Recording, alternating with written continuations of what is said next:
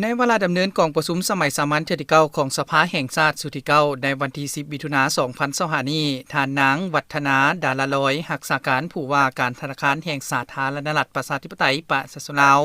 ได้ชี้แจงต่อคำซักถามของคณะประจำสภาแห่งชาติสมาชิกสภาแห่งชาติประจำเขตเลือกตั้งต่างๆในหลายปัญหาสำคัญที่ติดพันกับเวียกงานของธนาคารแห่งสาธารณรัฐประชาธิปไตยประชาชนลาว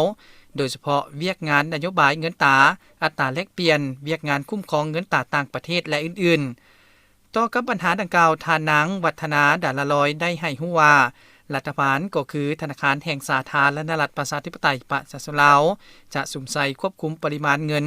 ให้อยู่ในระดับให้แทดเหมาะกับสภาพเศรษฐกิจจะค้นคว้ากำหนดเพดานอัตราเงินฝากและเงินกู้เป็นเงินตราต่างประเทศแนะใส่ยกสูงการถือครองเงินกีบให้หลายขึ้นสืบต่อคุ้มครองอัตราแลกเปลี่ยนตามกลไกตลาดสุกยูการแลกเปลี่ยนเงินตราต่างประเทศผ่านตลาดแลกเปลี่ยนเงินตราต่างประเทศ LFX และตีถอยการแลกเปลี่ยนนอกระบบให้ได้เทื่อละก้าวพัฒนาการเคลื่อนไหวของตลาดแลกเปลี่ยนเงินตราต่างประเทศให้แข็งแรงและหลากหลายขึ้นเติมเพื่อตอบสนองความเรียกร้องต้องการของสังคมไปเคียงคู่กับการคุ้มครองรายรับที่เป็นเงินตราต่างประเทศเข้าสู่ระบบให้หลายขึ้น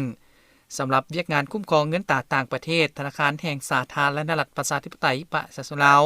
ได้สุกอยู่หัวหน่วยส่งออกและการลงทุนโดยกงจากต่างประเทศให้นำรายรับเข้ามาสาธารณรัฐประชาธิปไตยประชาชนลาวและประกอบส่วนการขายเงินตราต่างประเทศเข้าสู่ระบบธนาคารหรือเพิ่มขึ้นกว่าเก่าสุกอยู่ให้เก็บพันธะอากรที่เป็นเงินตราต่างประเทศจากหัวหน่วยส่งออกและการลงทุนจากต่างประเทศให้ลดลง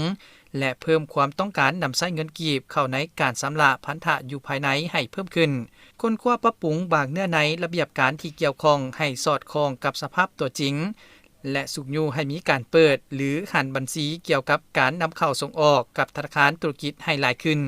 พร้อมทั้งสุกอยู่ธนาคารธุรกิจที่ตั้งอยู่ศูนย์กลางและท้องถิ่นช่วยเป็นเจ้าการติดตามกวดกาบรรดาหัวหน่วยส่งออกและการลงทุนโดยกงจากต่างประเทศให้นำรายรับเข้ามาผ่านระบบธนาคารโดยเฉพาะแม่นนำใช้บัญชีเงินฝากเกี่ยวกับผู้นำเข้าส่งออกให้หลายขึ้นและประกอบส่วนขายเงินต่างประเทศให้แก่ระบบธนาคารตามระเบียบการให้หลายขึ้น